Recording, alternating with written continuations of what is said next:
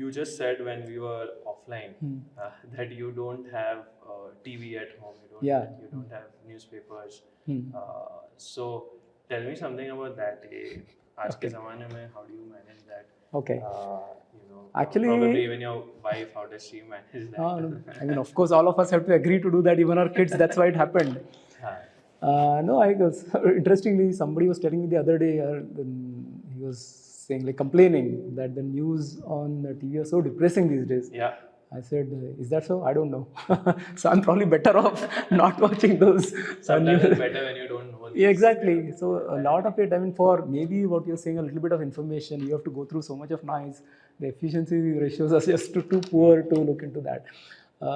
So, I mean, the important news do come to you. And I've always said it, for your entrepreneurship or for your business, if you're doing something based on reading something in newspaper, then it is already old, right? It's already old. It's already happened. So correct, already happened. So whatever your information is has to be by meeting people.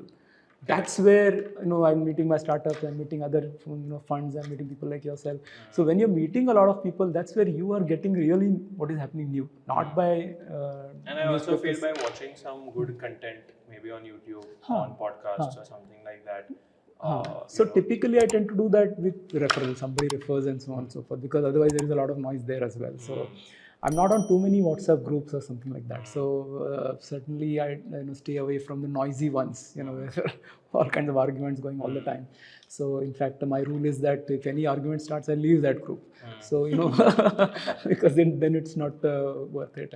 So that way, I think, you save a lot of time and try to focus. Yeah, I think I agree, because this is one kind of a rule which even I have tried to develop, at least for myself, and even in my family. So, we don't watch news. We have of course we have a TV and everything. And I really like watching TV. I really like watching something entertaining on TV in my free time, right? But I don't like watching news and stuff like that. So we keep that off.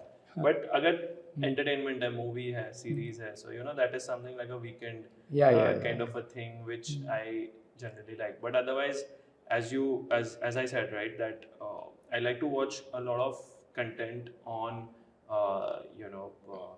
what do you call business, entrepreneurship. Yeah, I read a lot. Funding, so correct.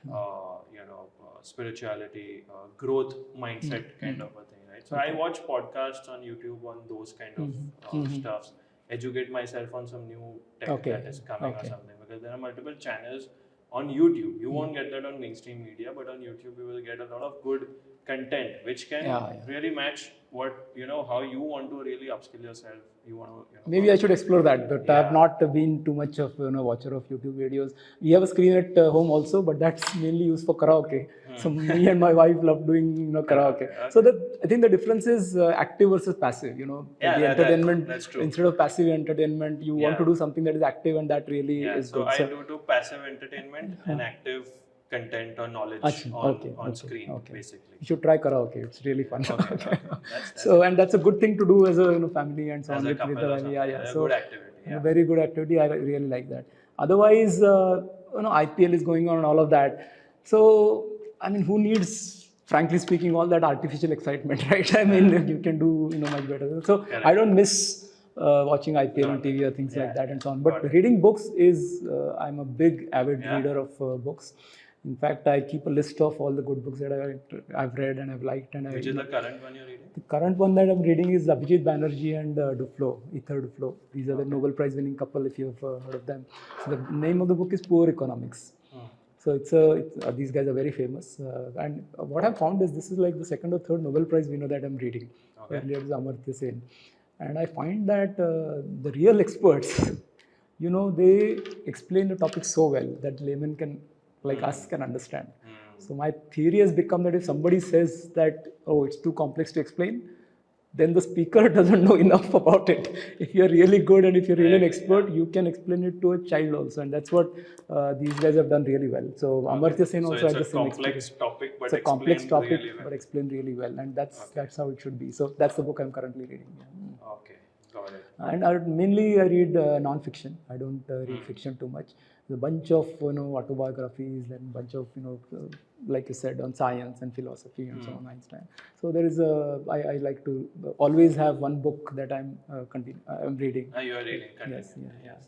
Got it. Okay. Tell me something about your growing up years. How you as a kid and then teenage, etc. Okay. So typical Pune. So I grew up. Why do people say Pune? That's why not Pune? That's the original name. That's the original name. Is Pune. Pune, yes. Is the original. I keep hearing even this on Shark Tank, right? This Namita Thapar. So she keeps saying Pune. Even if someone says Pune, so she keeps saying Pune. So no, if you read on, if I'm reading in Marathi, it's not no, it's no. So it comes from Punya Nagari, right? Punya is the original word. So Punya Nagari became Pune. So, Pune. Yeah. Okay. So my father was a professor in the College of Engineering, Pune. So I was born in Kolhapur, where my mother comes from, and brought up entirely in Pune. So I went to a school called Jnana Prabodhini, which is quite a famous school in Pune. Small school, but very famous school, which focuses on all-round development. And the other thing they do is make you aware of all the things that are happening around you. So you become very socially aware, and you know of the problems that are happening around you.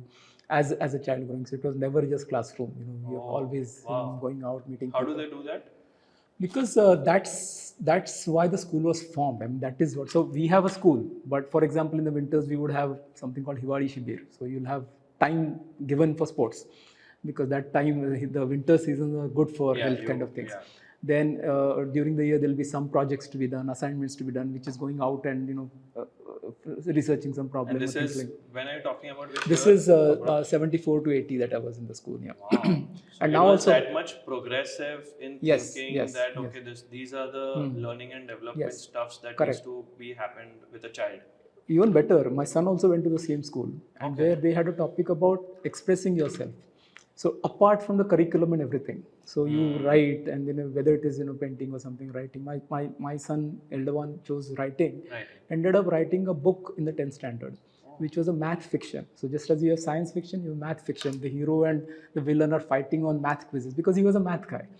He represented India in the maths Olympiad, and then he went on to go to pure maths undergrad and applied maths PhD in Berkeley and Stanford and so on. Become a climate scientist in Singapore now.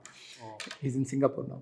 So with that kind of a math background, he ended up writing a math fiction book which we published. So the book is actually published called so this is the kind of things that the school did. So from the early childhood, I didn't become a champion sports person, but I was always very active physically, and that to me is continuing right now. So I'm a big fitness freak. Yeah. So I shared a video with you that is about somebody wanted to interview me on how do you keep a full professional life and still remain fit.